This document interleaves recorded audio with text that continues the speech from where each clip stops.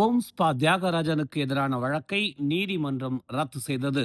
கடந்த 2017ஆம் ஆண்டு அரசு அதிகாரியை தாக்கியதாகவும் தனது கடமையை செய்ய விடாமல் தடுத்ததாகவும் குற்றம் சுமத்தப்பட்ட ஓம்ஸ் அறவாரியத்தின் தோற்றுநரும் தொழிலதிபருமான ஓம்ஸ் தியாகராஜன் குற்றமற்றவர் என்றும் அச்சம்பவத்தில் ஓம்ஸ் தியாகராஜன் தவறாக அடையாளப்படுத்தப்பட்டுள்ளதாகவும் மேல்முறையீட்டு நீதிமன்றம் அவரை வழக்கிலிருந்து விடுதலை செய்திருப்பதாகவும் வழக்கறிஞரும் கோத்தா கம்யூனிங் சட்டமன்ற உறுப்பினருமான பிரகாஷ் சம்புநாதன் தெரிவித்துள்ளார்.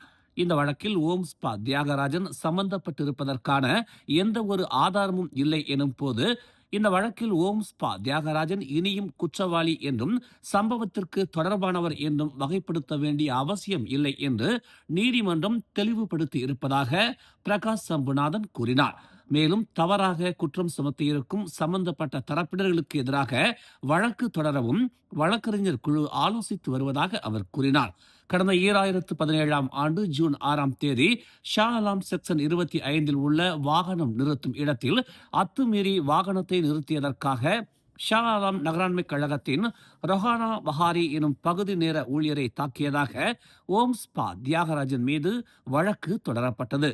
இந்த வழக்கில் 2021 மார்ச் 25இல் ஓம்ஸ் தியாகராஜன் குற்றவாளி என்றும் அவருக்கு 6 மாதங்கள் சிறை தண்டனையுடன் 8000 ரிங்கிட் அபராதமும் விதித்தது.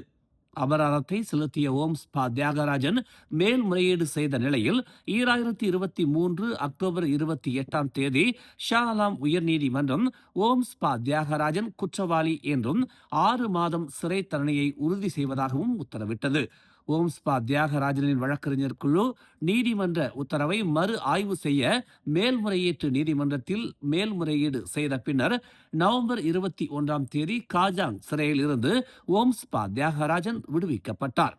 இதன் அடிப்படையில் வழக்கை மறு ஆய்வு செய்த மேல்முறையீட்டு நீதிமன்றம் சம்பவம் நிகழ்ந்ததாக கூறப்படும் இடத்தில் ஓம்ஸ் தியாகராஜன் இல்லை என்றும் ஆதாரமாக சமர்ப்பிக்கப்பட்ட காணொளிகளில் ஓம்ஸ் தியாகராஜன் இருந்ததாகவோ தடயவியல் ஆதாரங்கள் ஓம்ஸ் தியாகராஜன் சம்பவ இடத்தில் இருந்ததற்கான குறிப்புகளோ இல்லை என்றும் உறுதிப்படுத்தி இந்த வழக்கிலிருந்து ஓம்ஸ் தியாகராஜன் முழுமையாக விடுவிக்கப்படுவதாக உத்தரவிட்டது.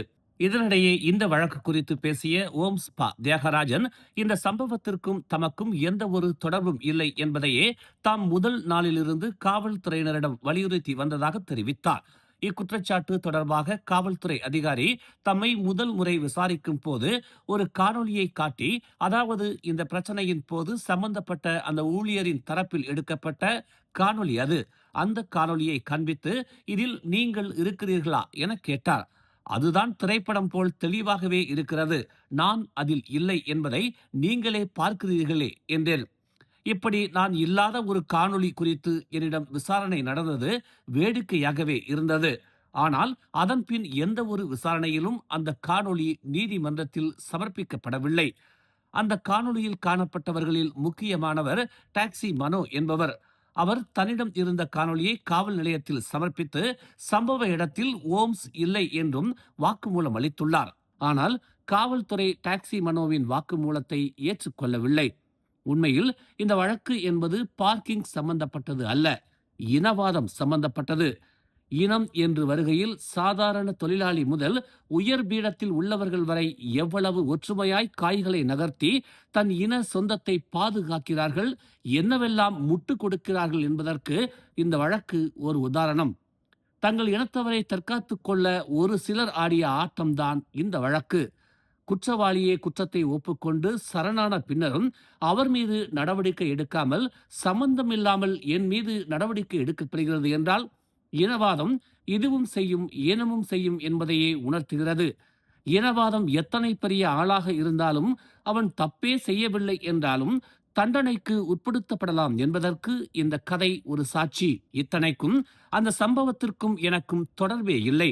அந்த சீனிலேயே நான் இல்லை, ஆனாலும் வீழ்த்தப்பட்டேன் இனவாத வலைக்குள். அந்த கதையை விரிவாய் புட்டு புட்டு வைக்கிறேன் விரைவில், ஒரு பத்திரிகையாளர் சந்திப்பில் என ஓம்ஸ் தியாகராஜன் கூறினார். அதேவேளை இந்த வழக்கை திறமையாக கையாண்ட தமது வழக்கறிஞர்களான டத்தோ வி சிதம்பரம், மிகுவேல் செக்யோரா மற்றும் பிரகாஷ் சம்புநாதன் ஆகியோருக்கும் அவரது குழுவினருக்கும் தமது நன்றியையும் பாராட்டுகளையும் அவர் தெரிவித்துக் கொண்டார். மேலும் செய்திகளை தெரிந்து கொள்ள தமிழ் மலர் இணையதளம், தமிழ் மலர் செயலி மற்றும் மலர் டிவி யூடியூப் சேனலை வலம் வாருங்கள். எங்களோடு இணைந்திருக்க மலர் டிவியை பதிவு செய்து கொள்ளுங்கள். உறவுகள் மகிழ்ந்திட விருப்பம் மற்றும் பகிர்வு சேவையை சொடுக்கிடுங்கள்.